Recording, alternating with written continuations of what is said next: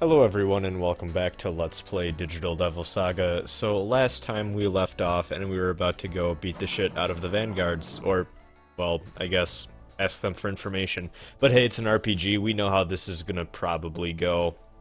So yeah, here's their base here. Looks a little run down.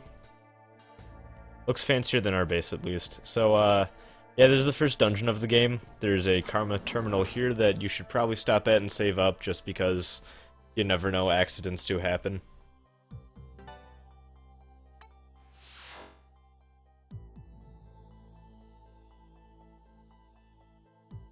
I didn't do it for this one, but whenever I save, I'm probably going to cut out that little saving time because no point in having you guys watch that every single time I stop at a terminal, so I'll do that next time. And speaking of things that I fucked up on, yeah, sorry about the audio last episode. I was messing around with my Sony Vegas settings, and I guess I just didn't double check before I rendered that last episode of this LP to check how the audio was doing. So yep, sorry about that. Should be fixed starting now. So yeah, no issue there. So you might have noticed there's no random encounters or anything really going on here yet. And yeah, we won't have any battles starting up until the next cutscene triggers, so you can just kind of feel free to walk around, relax. If you really want, you can go back and stop at a vendor and buy something, but really you don't even need to waste money at this point in the game. Just I think you can get through this entire intro dungeon without having to really go and buy anything. Honestly, it's not too hard. It doesn't necessarily hold your hand, but if you have played RPGs before, you should be fine, sort of deal. You just don't do anything stupid. Here's the map, by the way. Don't know if I pulled it up yet. And the only special items we have, not called key items in this game for whatever reason, is our tag ring, which stores all of our maca.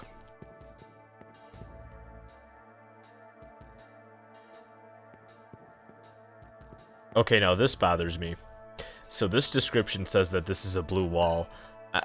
Does that look green to anyone else? Am I just crazy? Is this the new version of that stupid dress thing that was going around earlier last year?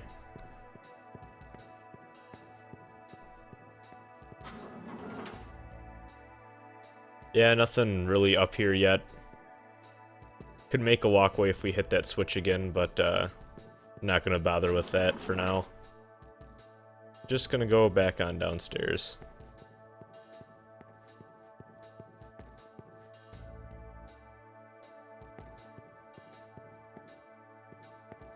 If anyone's wondering, those boxes and vases and whatnot off to the side cannot be inspected for anything, so don't even bother.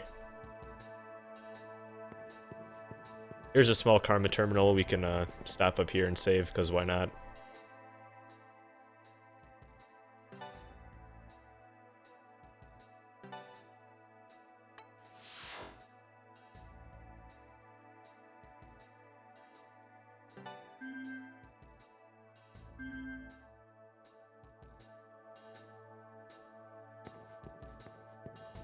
Gonna go ahead and grab these two treasure chests. To be honest, I probably should have grabbed these and then saved, but hey, we all make mistakes, am I right? Sometimes you don't grab treasure chests. Sometimes the first episode of your LP is too quiet. Shit happens.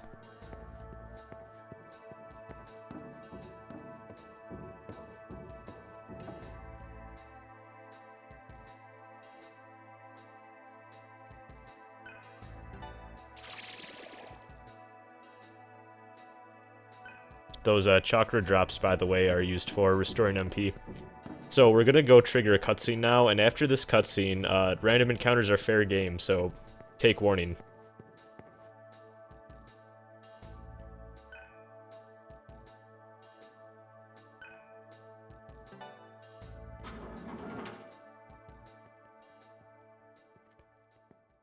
Don't come any closer. No. Stay back. Don't eat me. Please.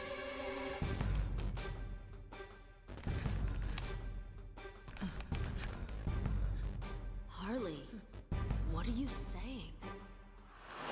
You murdered them and ate them all! You all turned into monsters. And then you devoured all of my men! That light, that weird light, shot right through us. And then everyone started freaking the hell out! Don't! Everyone started attacking each other! You ripped them apart with your bare hands! And then... Stop! Be quiet! God help me! Shut up!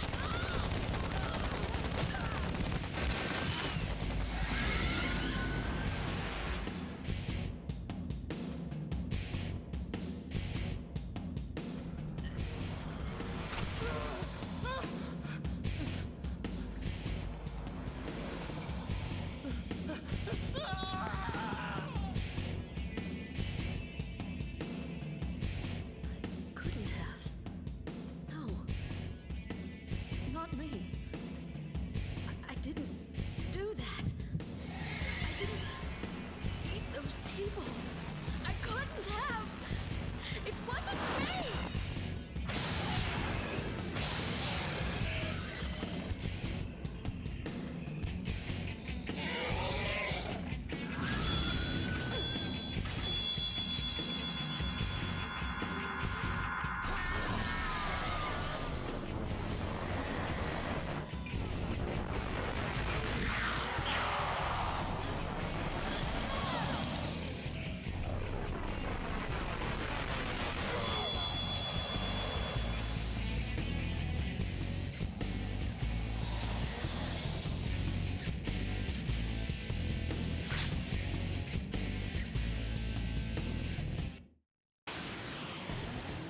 Man, every time I watch that cutscene, for whatever reason, when Harley says start freaking the hell out or whatever, he just reminds me of Shaggy from Scooby-Doo, and I don't know why, because it doesn't really sound anything like him, but I just get that vibe, you know, but whatever. Anyway, so this is what combat looks like in Digital Devil Saga.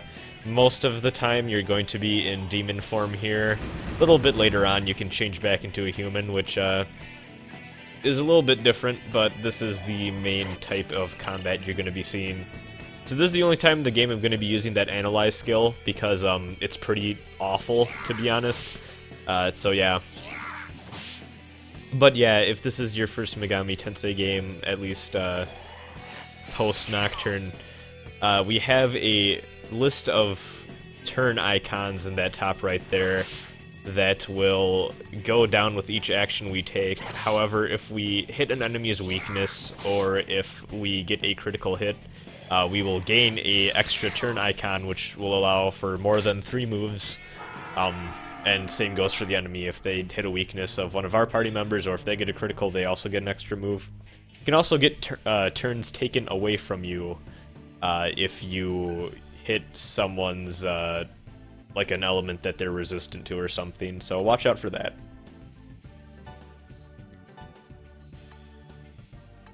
So, Surf is the only character in this game whose stats you completely control, which is, I guess, almost Mega 10 games ago. You can usually only really have say in the stats of the main character.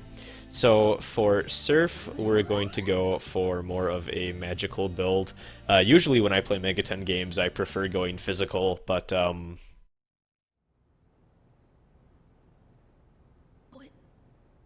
What's happening to us?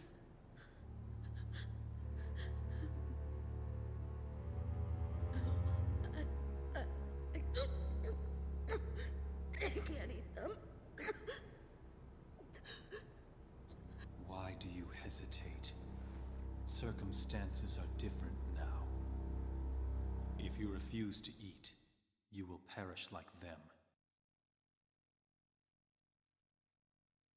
anyways, as I was saying, so yeah, usually I like going physical build in these games, but I'm going magic build just because for this game, if you want to do 100% completion, it's actually just a bit more optimal if you do magic. That said, if you're playing along with me and you want to go do a physical build, just go ahead and do it.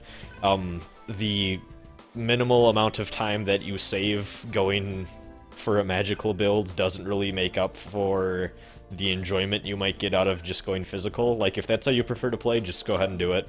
I'm just gonna do the optimal way of doing things just because, I feel like if you're doing a Let's Play, I don't know, it's nice to show off stuff like that, so...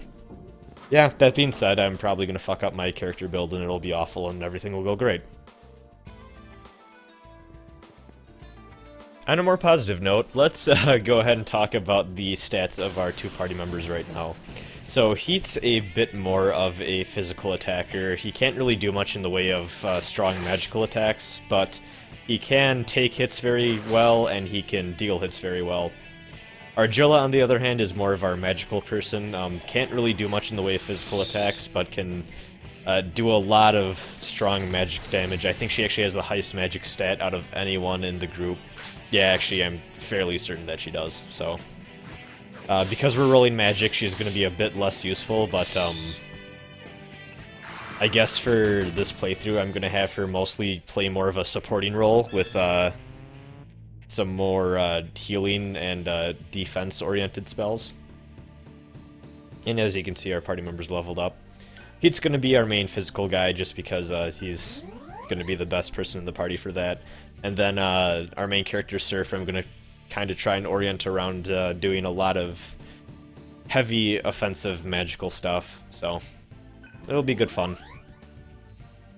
And just for that description alone, I'm sure those of you wondering can tell, yeah, this is the main party I'm gonna stick with for most of the game. Just there are reasons for that that I'll get into later.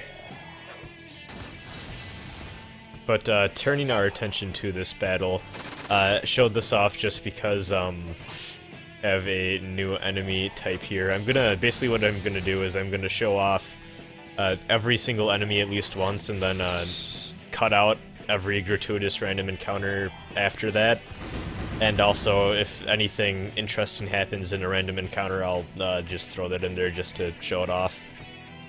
But yeah, if you saw, we got an extra press turn because Surf hit one of these weird onion things with a Bufu, and then Heat fucked it all up by missing with his Man Rush. So, yep, that's another thing that can happen with the press turn is if you miss an attack, you lose a second icon, which is unfortunate, but hey, what can you do? Sometimes as a result of that system, sometimes it's just more efficient to use magical attacks because they don't really miss, but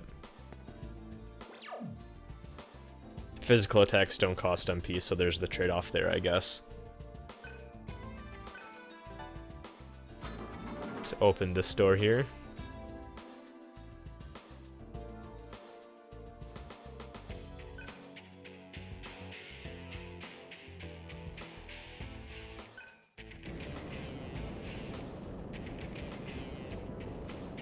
So here you found the gimmick for this dungeon, is there's a bunch of switches that will raise these walls, and we need to find a way to pin Harley down without these walls getting in our way. So yeah, I just cut that out, because who wants to show off every random encounter, like I said? Just a waste of your time and a waste of mine.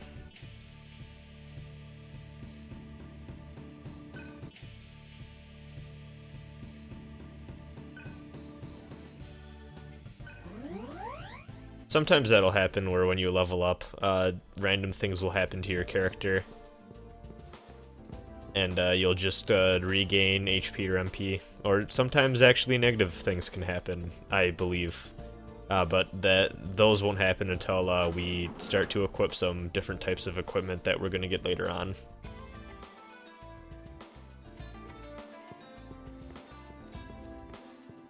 Gonna go around and use this here wall that was raised as a bridge.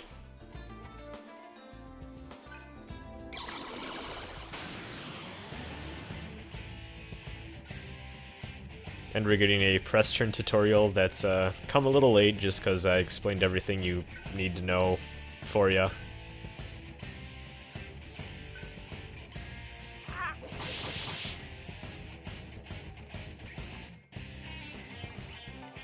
And yeah, this fight's a very good usage, or I guess a very good example of how useful press turn can be. So, used Bufu, got an extra turn, used Venom Claw, went ahead and poisoned him.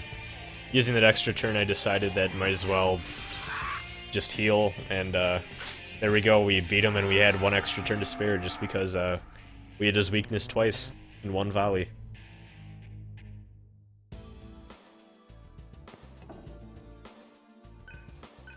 Gonna hit that switch just to lower that wall. Make it more convenient so that we don't need to go all the way back. Or up and around, rather.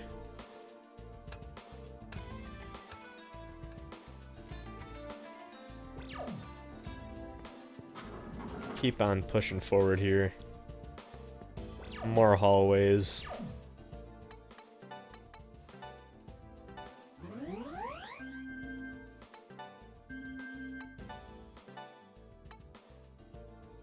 Gonna use a chakra. Actually, I guess I'm not gonna use a chakra drop. I lied. So this is something that the game likes to do, where if it doesn't want to throw a large terminal at you, it'll throw a small terminal right next to a life terminal here. So they pretty much will just pair these up when they feel like letting you have like a nice little safe area, I suppose.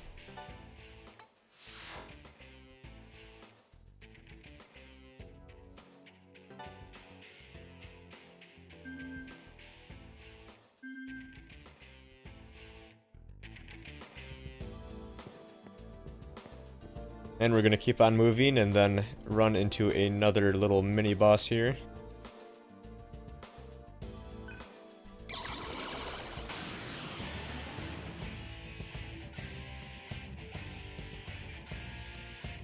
So this is one type of skill that doesn't really show up in any of the other Megami Tensei games. That actually makes me sad, because I really like this mechanic.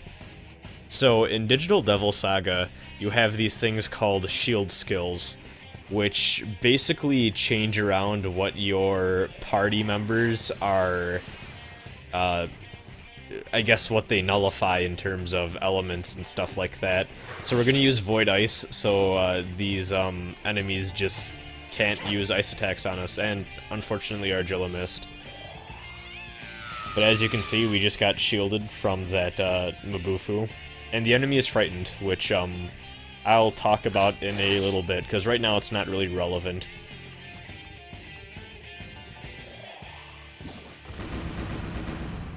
Just hoping that Mad Rush would kill one of them, but it did not, so we're going to be safe and use Void Ice again.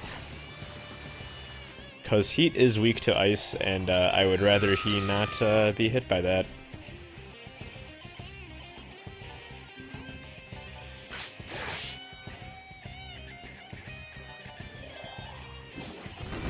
There we go, Mad Rush killed one of them this time.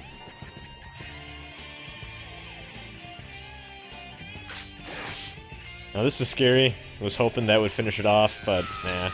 So Argilla's gonna get hit by Bufu, unfortunately, but whatever. It's all good.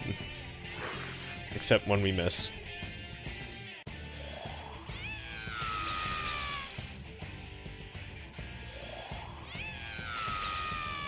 Surf naturally resists ice spells, so that definitely did not do that much damage, which is good. If that Bufu would hit Heat, he'd probably be in need of healing, but we're fine.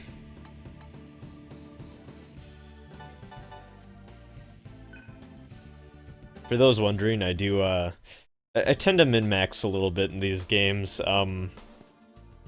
When I first played this game, I think I had strength at 99 before I had any of my other stats at even 20. Which actually bit me in the ass for one boss in particular, but Yeah, I tend to go for the extreme min-max character builds just because that's my thing. I like characters that kind of have a high-risk, high-reward thing going on where they just specialize in one area to the weakness of all other areas of their character, but in a lot of games you can't particularly do that, which is, I think, one of the reasons I really like Mega 10, because there are just a lot of different ways you can go about playing these games. That's something I think every RPG with an emphasis on customization should really hold to its design philosophy that unfortunately I think a lot of RPGs just really don't meet.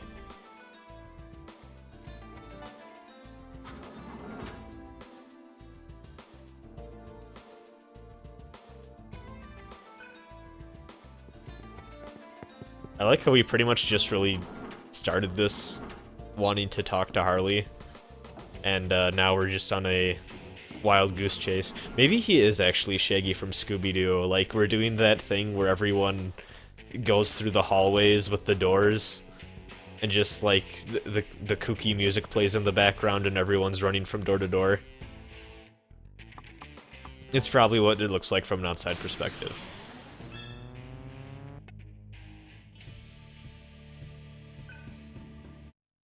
So unfortunately, the puzzle here, if we keep going back from room to room chasing Harley, is that he's always just going to run away from us, and we're never going to be able to catch up. So we need to corner him, and luckily his base was built to do just that.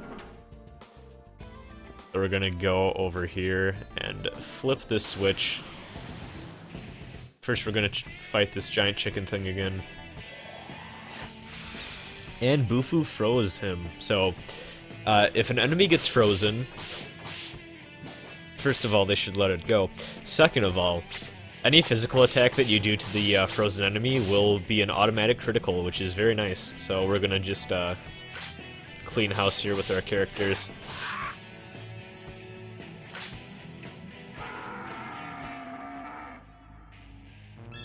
Yeah, getting frozen is not good.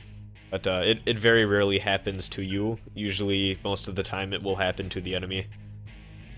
I don't even remember if yeah, I believe your party members can get frozen. It's a very rare occurrence, though. It's very useful. It's really nice that your main character specializes in ice magic at the start, just so you get situations like that. So we learned a new skill. We finally learned Agi, our fire spell for heat, and also Void Fire, which is going to be very, very useful. So you're gonna want to set both of those skills just because you might as well. But before venturing forth, I highly recommend you have that Void Fire spell. In fact, I would even go so far to say that you're gonna need it.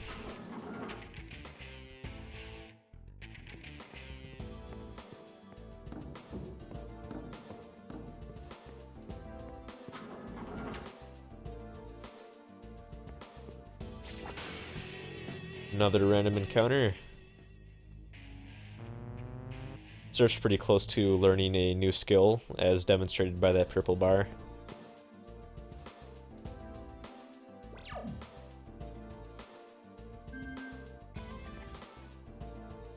And I want to go and heal up and stuff before going into here.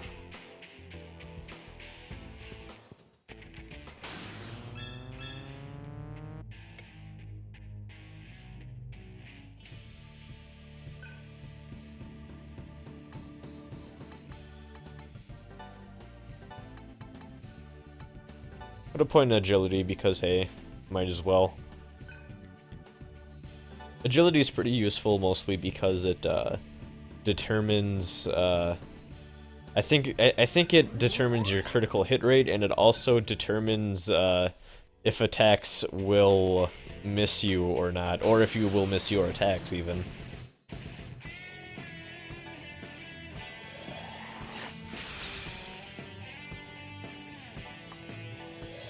Gonna show off Agi here. In traditional SMT fashion, the slimes are weak to pretty much everything.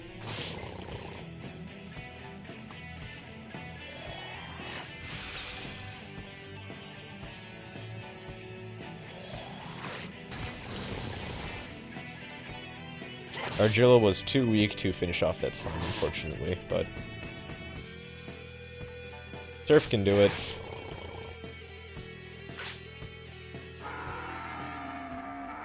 I think we're gonna learn a new skill here for Surf. Nope, nope, nope. A little bit longer to go, maybe after the next battle. These are some nice rugs. It's a shame that they're wasted on these Vanguard scrubs, but whatever.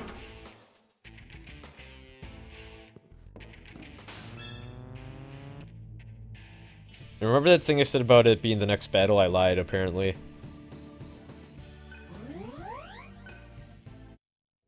Maybe someday.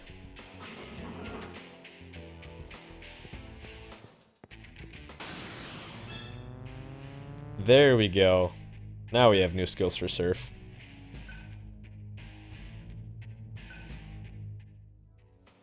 Devour and Health Thrust. So when I was recording footage for this, when I saw the term Health Thrust pop up on my screen, I couldn't help but laugh because it reminded me of those stupid drill tweets about hell tweets, but that's just me. I tend to think about drill at inappropriate times.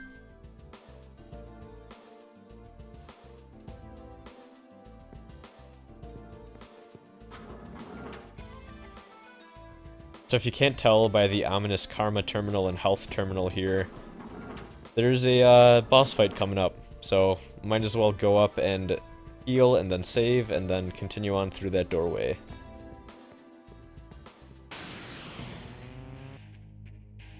If you want to go back and buy any items or maybe grind a little bit, now would be the time.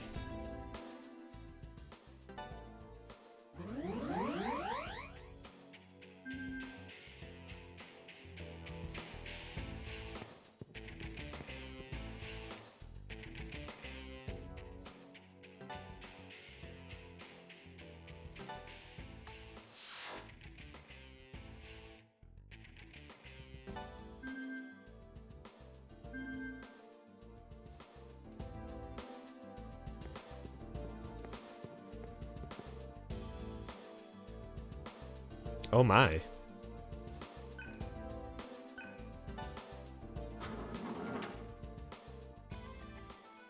Stay away. Harley, tell us what's going on. That is not important. Who exactly is the girl? What girl? Please don't. I don't know anything. I'm telling you the truth. Why don't you know? We were the only ones on the battlefield. Now who is the girl? Where did she come from? Answer me, Harley. Why the hell can't I get that girl out of my mind? Please.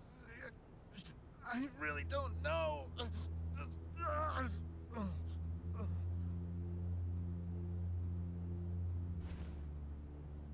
I see now. There is one thing I finally understand.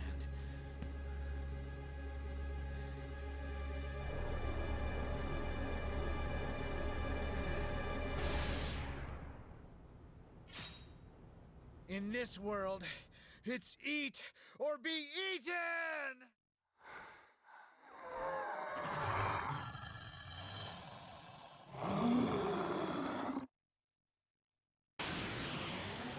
So it's time for the first boss of this game. Now, I think a lot of people actually, from what I've seen, have died here just because they didn't take the fight super seriously. This fight is pretty easy, but if you fuck up or if you're not really sure what you're doing, you will die. So just keep that in mind. So the basic plan is to have that Void Fire spell up at all costs, because he only really has one scary spell and it's fire-based. So just keep Void Fire up with heat, and you should be good to go. And remember that he is weak to ice. Gonna try and poison him here a couple times, but most bosses are resistant to that sort of thing. Yeah, as you can see, the Void Fire will make that scary flame unicorn attack just not really all that frightening, to be honest. So if you just keep the Void Fire shield up, he's kind of a joke, but if you don't, be ready for a much more difficult fight.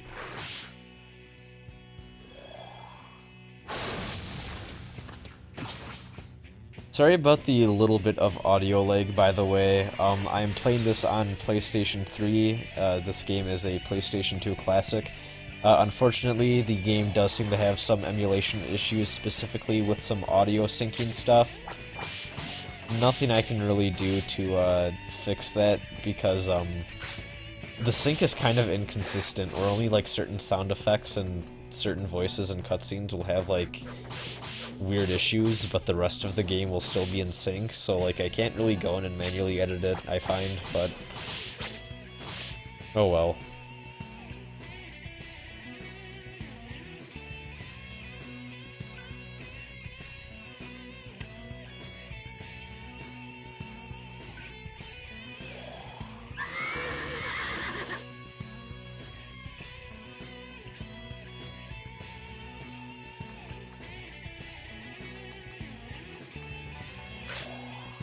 So when he has that shield up, you're gonna want to not use your ice attacks with Surf, which is pretty obvious, I know, but easy to forget when an enemy has a shield up, even though they glow the color of what they're nullifying. The animation for this attack always bothered the hell out of me. Just looks stupid. This guy's design in general is stupid. It's like a weird zebra unicorn thing.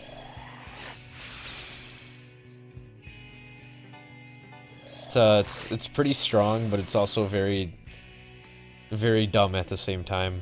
And as you can see, he's almost dead. He's hurting. I'm gonna put this abomination out of his misery.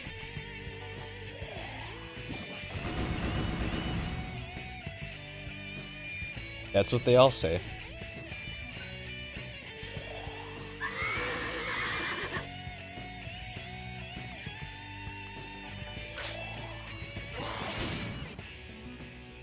How poetic would it have been to end this fight with the Devour skill I just learned with Surf, but unfortunately, that's not how I do. So we're just gonna keep health rusting.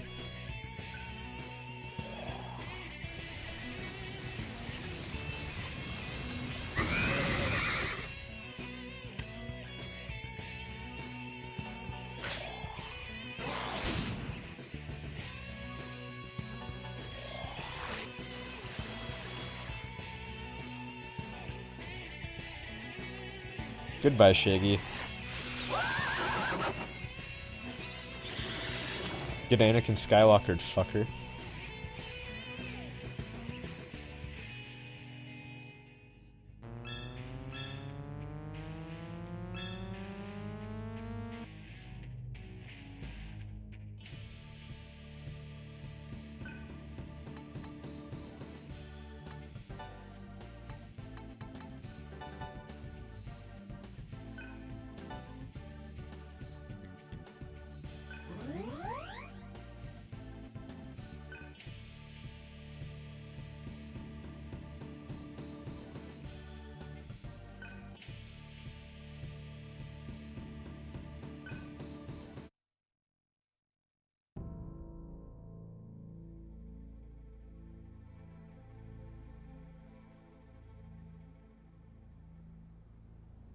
Harley didn't know anything. Let's get out of here. I feel so weak. Surf, we must get back to the base.